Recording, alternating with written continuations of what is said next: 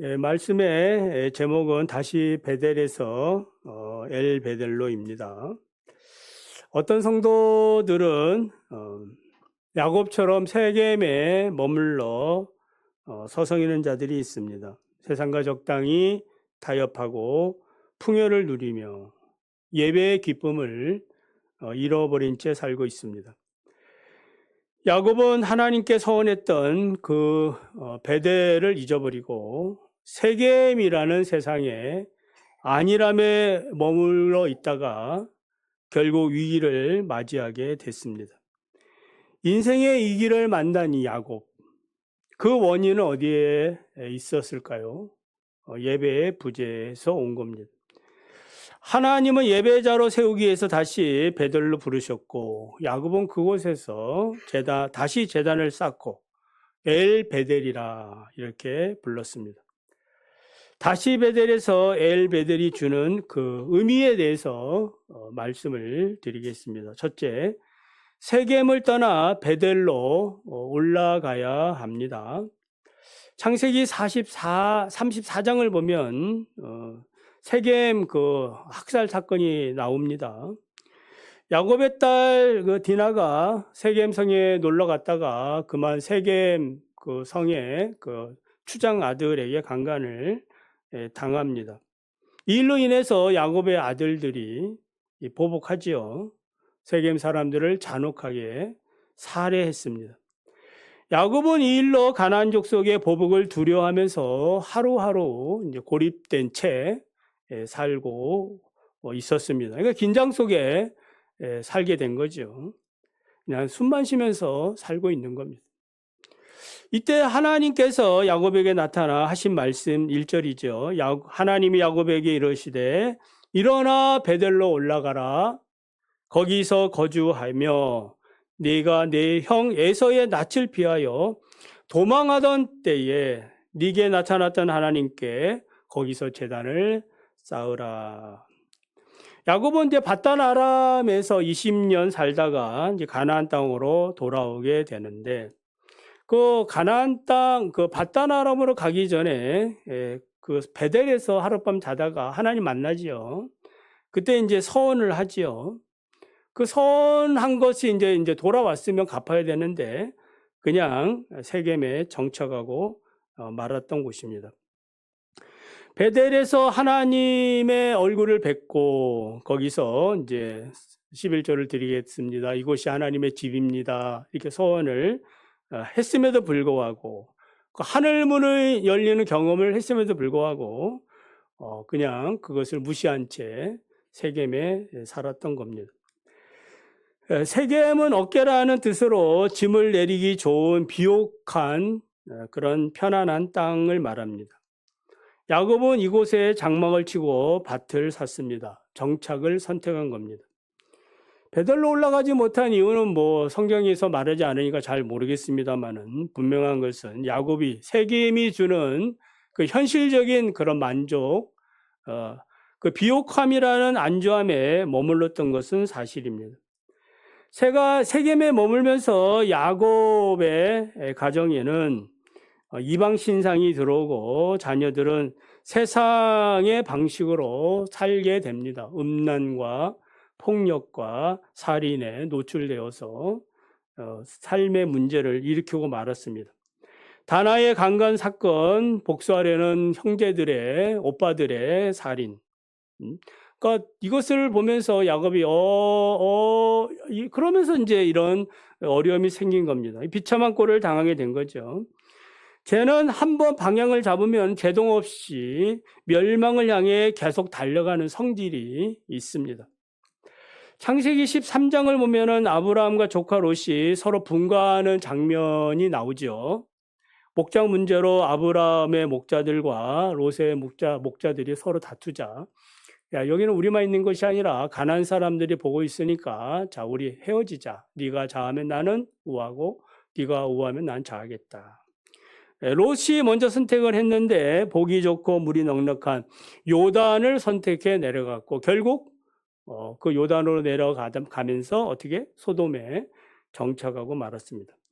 소돔은 살기 좋은 에덴 같았으나 결국 어떻게 됩니까? 잘 아시죠? 소돔 고모라 멸망할 때에 결국 그 가정 파멸에 이릅니다. 겨우 롯과 그의 두 딸이 살아남게 됩니다. 그러니까 안락한 무덤이 되고 말았던 거죠. 야곱에게 있어서 세겜 정착은 영적 도전을 멈추고 육신의 선택을 살려고 하는 그 관성의 늪이었습니다. 하나님은 이 죄의 관성의 늪에 빠져 있는 야곱을 구원하기 위해서 야곱에게 나타나신 겁니다. 일어나 베들로 올라가라. 그러니까 하나님이 찾아오심의 은혜가 있는 거죠. 하나님이 찾아오셔서 너 그만 죄의 늪에서 거기서 나오라.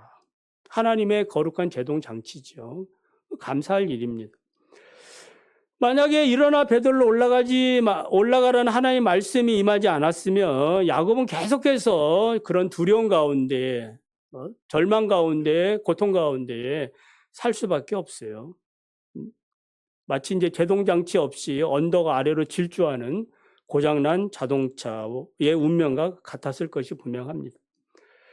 그래서 베들로 올라가라, 이 올라가라는 이 말씀은 세상이 주는 수평적인 안일함에서 벗어나서 하나님과의 이런 이제 수직적인 예배자로서의 그런 삶으로의 그런 궤도를 수정하라라는 그런 말씀이에요. 야곱은 하나님의 은혜를 받고 말씀에 의지해서 이제 베들로 올라가게 됩니다. 시편 119편 59절에 내가 내 행위를 생각하고 주의 증거를 향하여 내 발길을 돌렸사오니 라고 말씀합니다. 그래서 야곱이 세겜에서 베델로 발길을 돌린 것은 자기의 행위를 반성하고 하나님의 약속을 향한 의지적인 선택적 그런 신앙적 행위였음을 알 수 있습니다. 바울은 로마서 12장 2절에서 너희는 이 세대를 본받지 말고 오직 마음을 새롭게 함으로 변화를 받으라고 말씀합니다. 여기 본받지 말고라는 말은 이제 틀에 박히지 말고라는 뜻입니다. 그러니까 세겜에 머물게 되면 어떻게 되는 거예요? 결국 세상의 그 가치관, 그 죄의 관성이라는 틀에 박혀가지고 거기서 머물러 살 수밖에 없는 거예요. 그렇게 살지 말고 하나님의 뜻을 따라 마음을 새롭게 해서 변화를 받으며 살아가는 것이 오늘 우리가 선택해야 할 일입니다. 두 번째는 이방 신상을 버려야 합니다. 2절을 보면은 그 야곱이 이에 자기 집안 사람들과 자기와 함께한 모든 자에게 이르되 너희 중에 있는 이방 신상을 버리고 자신을 정결하게 하고 너희의 의복을 바꿔 입어라. 그리고 이제 4절을 보면 그들이 자기 손에 있는 이방 신상들과 자기 귀에 있는 귀고리들을 야곱에게 주게 되므로 야곱이 그것들을 어디에다가 세겜 근처 상수리 나무 아래에 묻게 됩니다. 야곱의 집안에는 무엇이 있었어요? 알게 모르게 크고 작은 그런 이방 신상들이 모여 있었습니다. 라헬이 바단 아람 자기 아버지를 떠날 때 훔쳐온 그 드라빔으로 시작해가지고 세겜에서 약탈한 전리품 중에 섞여 들어온 우상들이 있을 거라고 생각이 들어요. 자, 이런 우상들은 은밀히 야곱의 그 가족 공동체를 죄악으로 물들어 갔던 것입니다. 그 알게 모르게 우상이라는 영적 세력 그 하에 지배를 받고 있었던 거예요. 우상을 품는다는 것은 우상을 내 삶의 안정장치로 삼겠다는 것인데 여러분 우상의 본질이 무엇입니까? 우상의 본질. 우상은 인간이 만들었지만 결국 인간은 그 우상에게 뭐 어떻게 되는 거예요? 종속되고 말죠. 지배를 받게 됩니다. 우상이 나를 지배하게 되므로 하나님의 음성의 귀가 닫히고 세상의 논리는 언제든지 크게 열리게 됩니다. 이런 우상들로 인해 가지고 겉으로는 여호와를 섬기는 듯하지만은 마음속에는 여전히 세상의 이런 가치관, 세상의 그런 이제 철학, 세상의 어떤 흐름, 유행 이런 이제 혼합주의 상태를 가지고 있다는 거예요. 그래서 이런 혼합주의적인 신앙이 결국 야곱의 가정에 위기를 가져왔다라고 볼 수 있습니다. 그래서 야곱은 이제 하나님의 말씀을 듣고 결단하죠. 너희 의복을 바꾸어 입으라. 이제 의복을 바꾸라는 말은 뭐 쉬운 의미죠. 회개를 통해서, 내면의 회개를 통해서 행실의 변화를 의미합니다. 4절을 보면 모든 이방 신상들과 귀고리들을 세겜 근처에 있는 상수리 나무 아래에 묻었습니다. 여기 묻었다라는 의미는 어떤 의미예요? 단순한 폐기가 아니라 장례식과 같은 그런 단절을 의미합니다. 그러니까 단절은 옛 자아의 죽음이에요. 우리가 신앙적으로 볼 때에 죽음을 선언하는 이유는 묻어버린 자는 다시 파헤치지 않겠습니다. 라는 그러한 신앙적 의지입니다. 한번 따라해 볼까요? 묻어버린 죄는 다시 파헤치지 않겠습니다. 그러니까 죄에 대한 완전한 단절과 내 삶의 주권을 누구에게 맡기는 거예요? 하나님께. 그게 이제 바른 신앙의 모습입니다. 이런 결단들이 필요해요. 이사야 2장 20절을 보면은 사람이 자기를 위하여 경배하려고 만들었던 은 우상과 금 우상을 그날에 두더지와 박쥐에게 던질 것이며, 회복의 날이죠. 그날에. 그러니까 야곱이 상수리 나무 아래 우상을 묻는 행위는 이사야의 예언처럼 세상의 헛된 것, 가치 없는 것, 이것들을 이제 땅속에 살고 있는 두더지와 동굴에 살고 있는 박쥐에게 돌려보내는 그런 행위예요. 그건 우리 게 아니었거든요. 빛의 갑옷을 입기 위해서는 어둠의 일을 벗어 던지시기를 바랍니다. 오늘날 우리 성도들이 예배에 실패하는 이유는 무엇 때문일까요? 아까 이제 우리가 같이 복창을 했죠. 어제 묻은 우상을 오늘 다시 가서 파내어가지고 내 품에 안고 돌아오기 때문입니다. 신앙적 계획이 필요한 거죠. 다시는 내가 그런 과거의 일에 얽매이지 아니하리라. 로마서 6장을 보면은 참된 구원에 대해서 가르쳐주고 있죠. 그 참된 구원은 무엇입니까? 그리스도와 함께 죽고 그리스도와 함께 다시 사는 것이 진짜 구원의 모습이다라고 가르쳐주고 있어요. 그러니까 그리스도와 함께 죽고 그리스도와 함께 사는 이것이 참된 신앙의 그런 모습이에요. 그래서 야곱이 우상을 묻은 그 상수리 나무 아래는 구원받은 성도에게 있어서는 무엇과 같아요? 오늘날 그 상수리 나무 아래는 무엇과 같아요? 십자가 아래입니다. 믿으시면 아멘. 십자가 아래입니다. 십자가 아래. 내가 끝까지 움켜쥐고 있던 나의 우상들 있지요? 없나요? 있을 것입니다. 물질, 자녀, 권력, 인맥, 경험, 자존심, 수많은 것들이 있습니다. 이런 것들이 우상질하고 있는 거예요. 이런 것들을 십자가에 묻지 않고서는 결코 베델로 올라갈 수 없다라는 겁니다. 그리고 오늘도 우리가 예배 드릴 때 또 참회기도 하고 그런 거 하는 행위가 온전한 예배자로 나아가기 위해서 그런 겁니다. 진정 우리가 하나님의 복을 받기를 원한다면 내 손에 쥐었던 우상을 놓을 때에 빈손이 되었을 때에 그때 비로소 하나님의 거룩한 손을 잡게 되는 겁니다. 내가 나를 지키려고 했던 우상들, 세상 수단들이 있다면 그것을 지금이라도 땅에 묻으시기를 바랍니다. 십자가 아래 묻으시기를 바랍니다. 하나님의 진정한 통치를 받게 될 것입니다. 자, 마지막 세 번째는 엘베델의 하나님을 만나야 합니다. 5절을 보면 그들이 떠났으나 하나님이 그 사명 고울들로 크게 두려워하셨으므로 야곱의 아들들을 추격하는 자가 없었다라고 말씀합니다. 야곱이 세겜에서 우상을 묻고 베델로 올라가는 그 이런 주변 상황을 볼 때에 어떤 일이에요?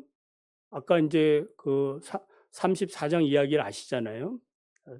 세겜 사람들을 살육한 일로 인해 가지고 주변에 있는 원주민들이 호시탐탐 빈틈만 노리고 있는 거죠. 이럴 때에 야곱의 가족들이 이동한다? 그러면 이제 큰일 나는 거죠. 목숨을 걸지 않고서는 하나님 앞에 순종하기 어렵다라는 것을 알 수 있어요. 자, 그래서 이때 하나님이 야곱이 무사히 베델에 도착할 수 있도록 물리적인 성벽이 아닌 심리적인 영적 방공망을 가동해 주셨다. 믿으시면 아멘. 놀라운 거죠. 하나님은 주변 고을 사람들의 마음에 뭘 주신 거예요? 큰 두려움을 주신 겁니다. 크게 두려워하는 마음.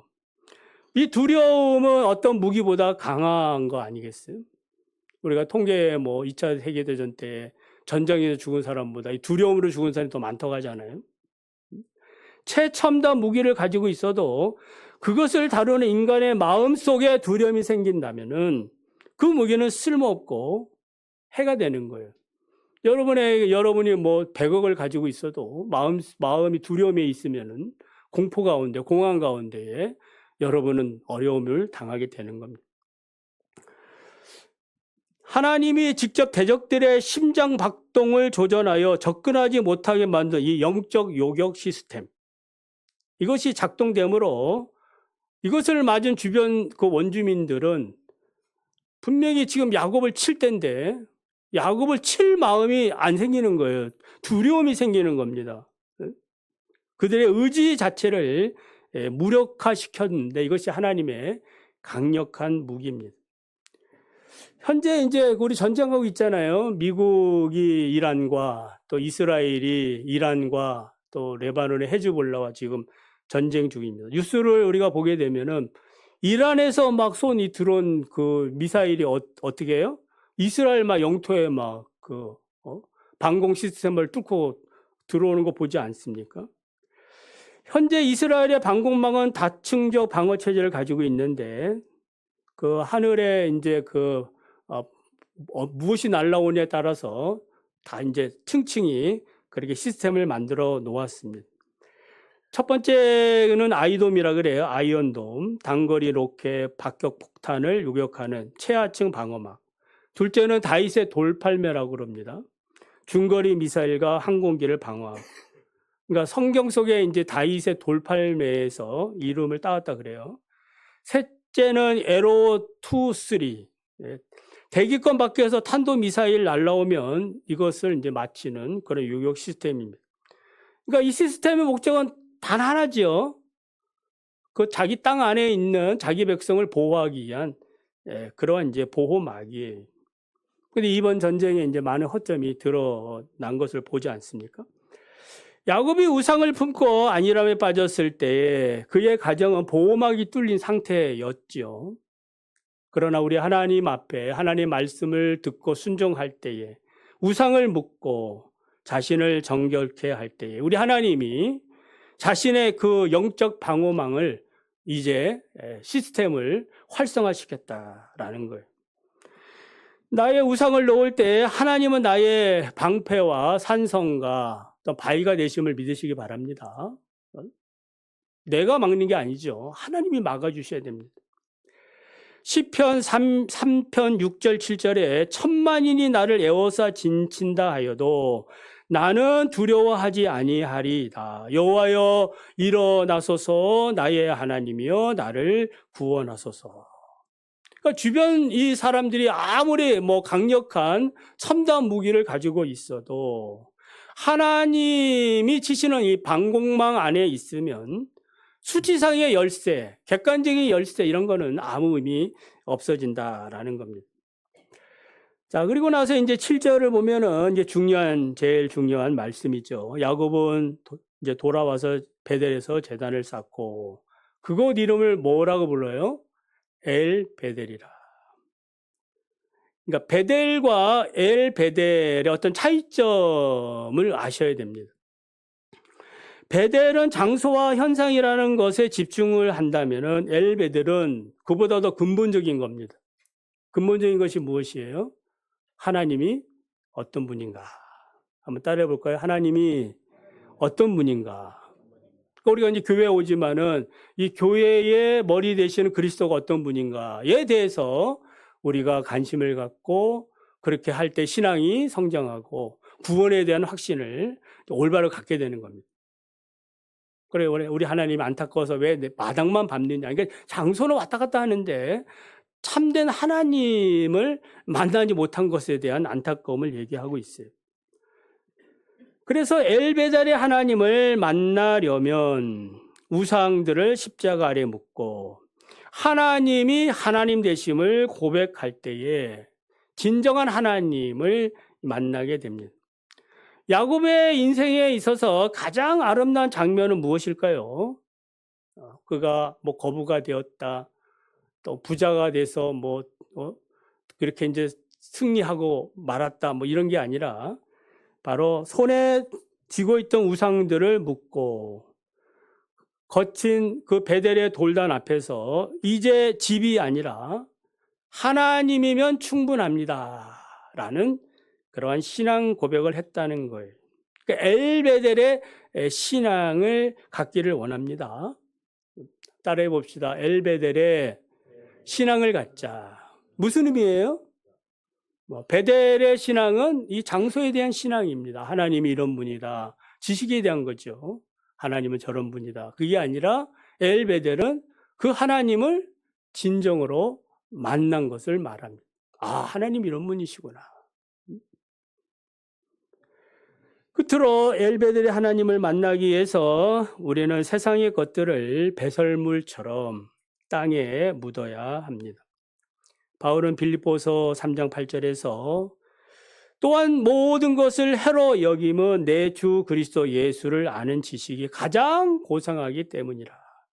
내가 그를 위하여 모든 것을 잃어버리고 배설물로 여긴다. 과연 여러분은 이렇게 할 수 있습니까? 배설물로 여길 것도 없습니다.